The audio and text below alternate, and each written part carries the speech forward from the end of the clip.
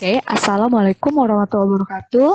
Selamat siang. Hari ini saya akan membahas tentang membuat video tentang pembahasan latihan struktur konfigurasi atom. Ini adalah latihan kedua kita. Itu dikerjainnya di Moodle Semansa. Kemarin beberapa kali dari kalian bertanya, Bu, ini gimana? Ya, karena keterbatasan pembelajaran kita yang tidak tatap muka, jadi materi-materi yang seperti latihan seperti ini mungkin belum cukup bagi kalian. Jadi, untuk mempelajari MIT, persiapan MIT, kalian boleh cek pembahasan dari saya. Semoga membantu ya. Oke, berdasarkan latihan ini, dari Moodle Semansa ini, saya menyusunnya tidak nomor yang urutan, saya membahasnya sesuai dengan materi terkait. Jadi, materi yang bab, kebetulan teori bab ini ada di nomor 17, 1, dan 2 sekalian bahas. Jadi, nggak berurutan. Soalnya, kalian bisa lihat di LKS. Waktu itu kalian udah tahu kan soal ini saya ambil dari LKS. Udah, yuk kita mulai pembahasannya ya. Yang pertama adalah pembahasan latihan tentang teori atom dan kelemahan-kelemahannya. Nah, pembukaan pertama adalah teori atom.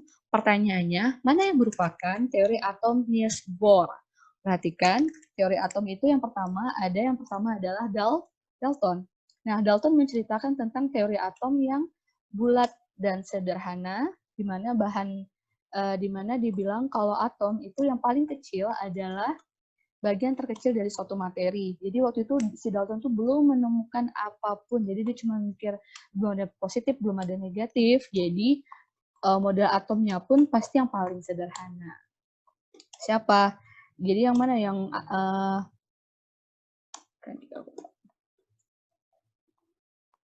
nah, jadi yang mana?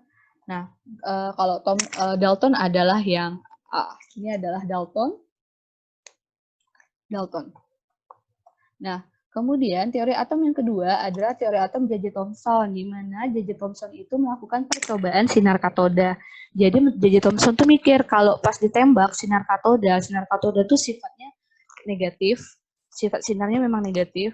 Jadi pas J.J. Thomson mikir kan kalau semua benda bulat sederhana, tidak ada muatan apa-apa, sinar katoda kan juga benda, itu kan materi. Kenapa pas sinar katoda ditembakkan itu muatannya berbelok ke arah positif? Jadi J.J. Thomson berpikir kalau sinar katoda kan kayak materi, di dalamnya juga ada atom. Maka J.J. Thomson mikir kalau dia kena magnet bermuatan positif membelok, berarti atomnya bermuatan negatif. Jadi J.J. Thomson mikir itu jawabannya mana? Teori J.J. Thomson yang ada negatif. Ini adalah Thomson. Ya. Kemudian yang ketiga adalah teori atomnya Rutherford. Nah, Rutherford itu teori atomnya berpikir kalau dia berdasarkan percobaan sinar alfa. Nah, ini ada percobaan sinar alfa. Nah, mungkin kalian bisa lihat. Nah, percobaan sinar alfa ini bilang kalau misalnya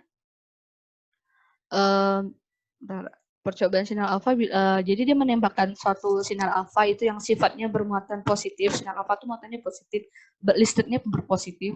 Nah, dia itu ditembakkan ke inti atom. Nah, ternyata alfa yang positif ini pas kena ke tengah itu malah mantul. Berarti kalau positif kena apa jadi mantul. Berarti di dalam inti itu nggak negatif. Berarti harusnya kan kalau alfa yang muatannya positif ini kena ke kena ke bagian elektron dari satu atom harusnya kan terserap. Ternyata enggak, kena di bagian inti tuh mantul. Jadi Rutherford berpikir kalau inti atom itu enggak negatif, tapi inti atom itu bermuatan positif. Dan percobaan sinar alfa ini pas ditembakkan di bagian enggak di inti, ada yang diteruskan. Kemudian di bagian tepi baru diserap. Maka Rutherford berpikir kalau teori atom itu yang baru itu enggak elektron semuanya, ternyata ada ruangan hampa dan di bagian tengahnya itu bermuatan positif. Jadi teori ini adalah teori Rutherford. Ya. Nah, kemudian kelemahan dari Rutherford ini adalah Rutherford ini nggak bisa menjelaskan kenapa elektron terus mutar aja. Ini kan elektron kan bergerak. Terus Rutherford nggak bisa jelasin kenapa elektron ini muter terus. Jadi penjelasannya disederhanakan oleh Niels Bohr. Nah, Niels Bohr ini sekilas mirip sama Rutherford. Nah, Niels nih, jadi dia membuat teori atomnya memang benar kayak Rutherford, tapi kulitnya banyak. Kenapa kulitnya banyak? Inilah yang menjawab kelemahan dari Rutherford. Jadi elektronnya muter-muter terus memang, tapi suatu saat ketika dia kehabisan energi pas putarannya, dia ke kulit terluar, lompat keluar. Nah, kalau dia udah energinya kebanyakan, dia masuk lagi ke dalam. Jadi Niels Bohr menyempurnakan Rutherford. Nah, teori atom yang keempat adalah mekanika kuantum. Nah, mekanika kuantum itu adalah kebolehjadian ditemukannya elektron. Artinya elektron itu bersifat dua hal dihitung, berdasarkan gelombang sama partikel. Oleh karena bersifat gelombang, kita tahu kalau namanya gelombang kita bisa merasakan. Tapi kalau kemungkinannya di sini, di sini, di sini. Tapi secara pasti nggak bisa. Jadi kemungkinan pakai kemungkinan-kemungkinan, makanya elektronnya digambarkan tidak ada kayak kulit-kulit seperti ini, tapi titik-titik-titik kemungkinannya tuh di sekitar sini, di sekitar sini. Ini adalah mekanika kuantum. Jadi jawabannya Niels Bohr itu yang mana? Yang lapisannya banyak. Ini mekanika kuantum. Jadi jawabannya adalah apa?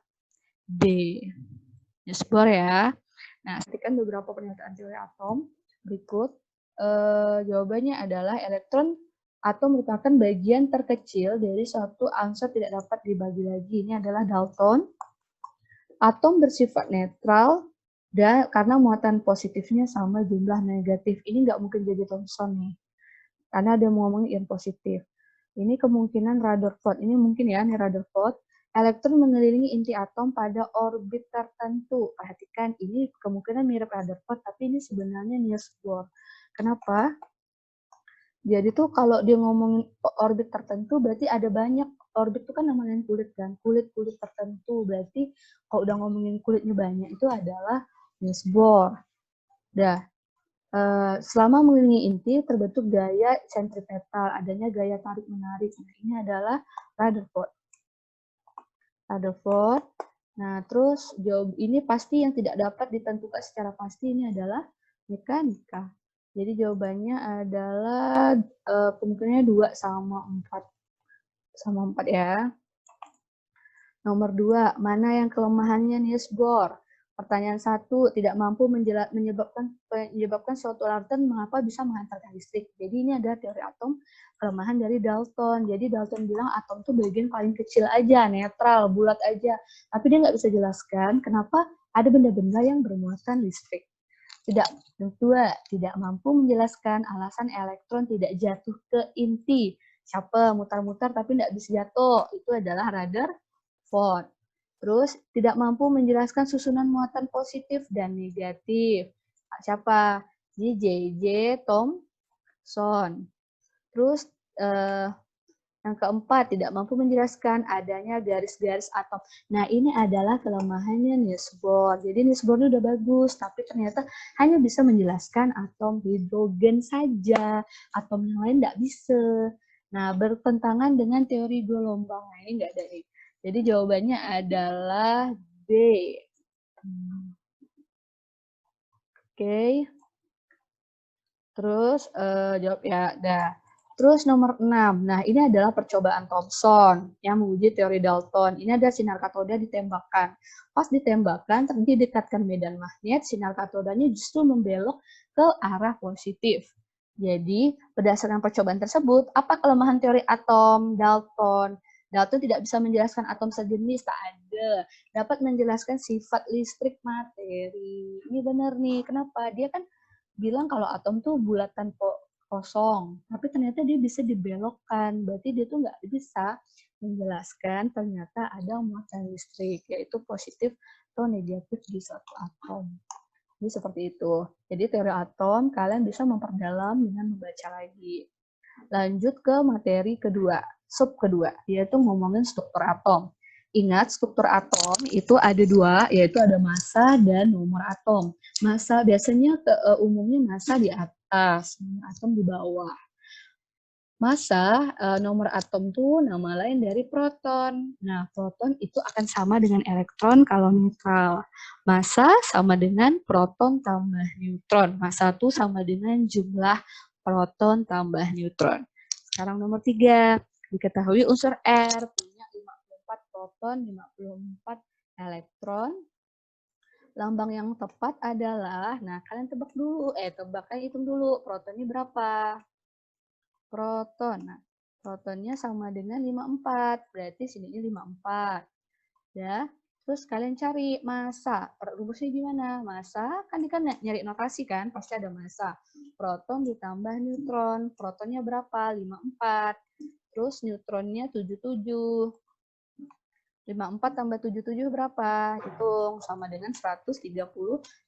Maka yang paling cocok adalah mana? Yang paling cocok adalah E. 54, 131. Kemudian nomor 4. Nah, perhatikan gambar seperti ini. Ini sama kok dengan yang sebelah sini, cuman dihitung aja. Pertanyaannya, mana diagram yang tepat untuk notasi ini? Dah, perhatikan protonnya ada berapa? Hitung. Proton sama dengan 1, 2, 3, 4. Dah. Nah, neutronnya berapa? Yang neutron ingat muatannya netral. Bulat yang kosong ini. 1, 2, 3, 4, 5. Nah, berapa? Dah. Pertanyaannya, mana notasi yang tepat? Berarti ini 4 kan? Masanya berapa? Proton tambah neutron. 4 tambah 5 sama dengan 9. Berarti jawaban yang paling benar untuk notasi adalah masanya 9, protonnya 5. Protonnya 1, 2, 3, 4. 4 ya? Protonnya 4, neutronnya 5. Berarti jawabannya adalah B. Oke, itu ya. Lanjut, nomor 7. Ngomongin struktur atom, pasti ngomongin isobar. Dan itu ada di soal nomor 7. Pasangan atom berikut yang termasuk isobar. Nah, yuk review isobar, isotop, isoton. Semua jawabannya ada di soal. Gampang. Isotop, berarti apa yang sama? Proton sama. Proton sama. Berarti kalau N isoton, N berarti neutron yang sama. Berarti kalau bar itu apa? Massa sama. Ya, yuk. Isobar, massa sama. 4, berarti atas yang sama, 14, 14 bukan. Jawabannya apa yang massanya sama? Ini adalah B.